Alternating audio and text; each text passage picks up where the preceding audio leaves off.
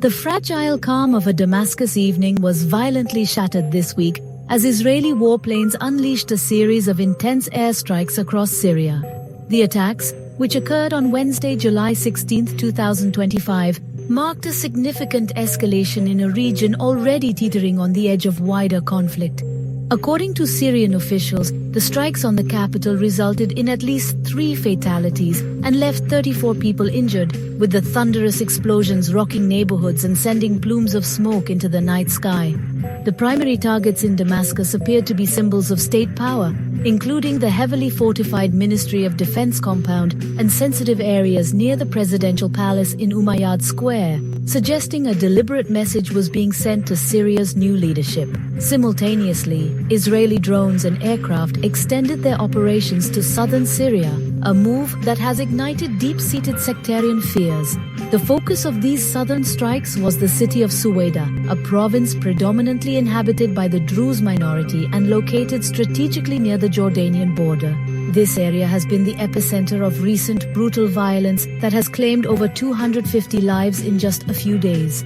The Israeli military action has thrust this local conflict onto the international stage, transforming a domestic crisis into a perilous geopolitical flashpoint, with implications reaching far beyond Syria's borders and threatening to unravel the country's delicate post-Assad transition. The Syrian government, still struggling to consolidate its authority just 7 months after the fall of President Bashar al-Assad, was swift to condemn the Israeli aggression. Syria's Ministry of Foreign Affairs issued a forceful statement, labeling the attacks a dangerous escalation and accusing Israel of pursuing a deliberate policy to inflame tensions and undermine the nation's sovereignty. The ministry claimed the strikes were a flagrant assault on Syrian stability, designed to support armed groups and prevent the new government from restoring order. This sharp rebuke highlights the deep animosity and lack of trust between the two neighboring states, setting a confrontational tone for any future interactions. Israel, in turn, did not shy away from claiming responsibility for the operation, framing its actions as a necessary defensive measure.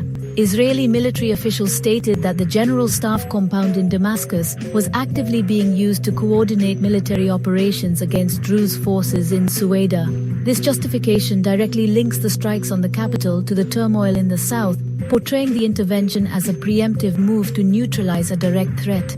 The Israeli government's open admission and clear rationale underscore its willingness to act forcefully within Syrian territory, signaling a new, more interventionist phase in its long and complex relationship with its neighbor.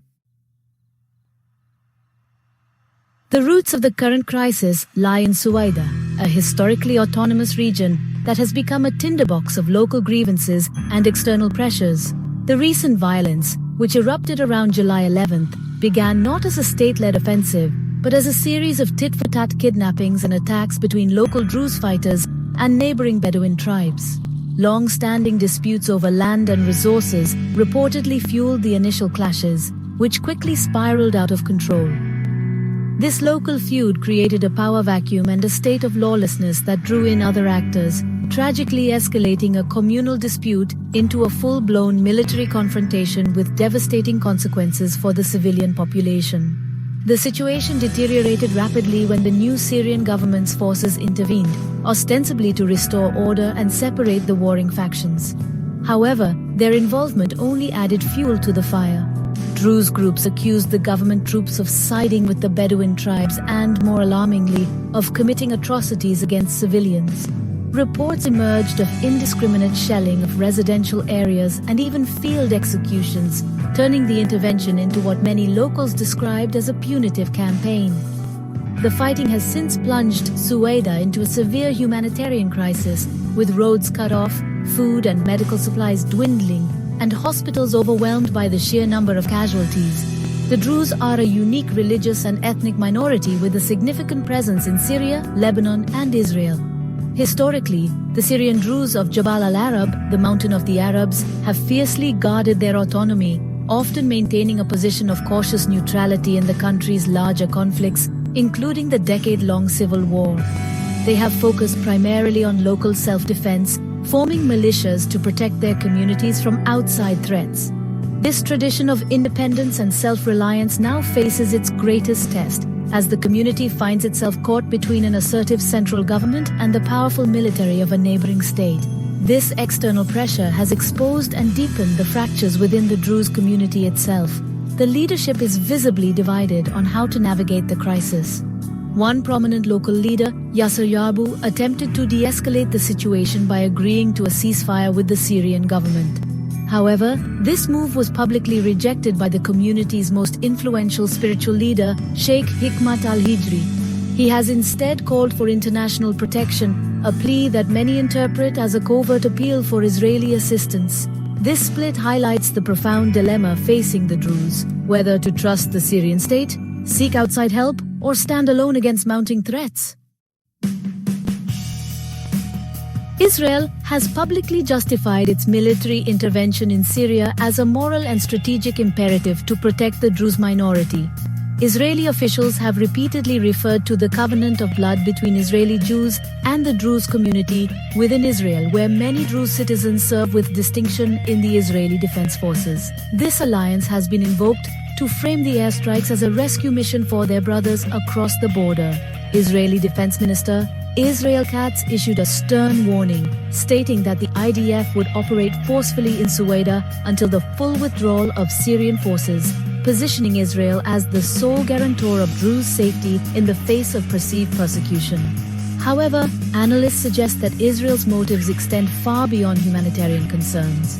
The strategic calculus likely involves a preference for a weak and fragmented Syria over a strong, unified state under the new leadership of President Ahmed al-Sharaa.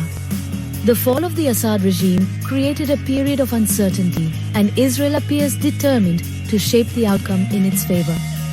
By intervening in Suwaida, Israel can prevent the new Syrian government from consolidating its control over a strategic province that borders the Israeli-occupied Golan Heights. The strikes serve as a clear message that Israel will not tolerate a hostile military presence on its doorstep and will act decisively to enforce its red lines. The Druze community's reaction to this unsolicited protection has been deeply ambivalent and divided. While Sheikh al-Hijri's call for international help suggests some are open to Israeli intervention, many Syrian Druze are fiercely opposed to it. They view Israeli involvement not as a form of salvation, but as a dangerous entanglement that could compromise their long-term position within Syria and brand them as collaborators. The community is wary of becoming a pawn in a larger geopolitical game between Israel and the new Syrian government, a conflict that could ultimately bring more destruction to their homeland rather than security.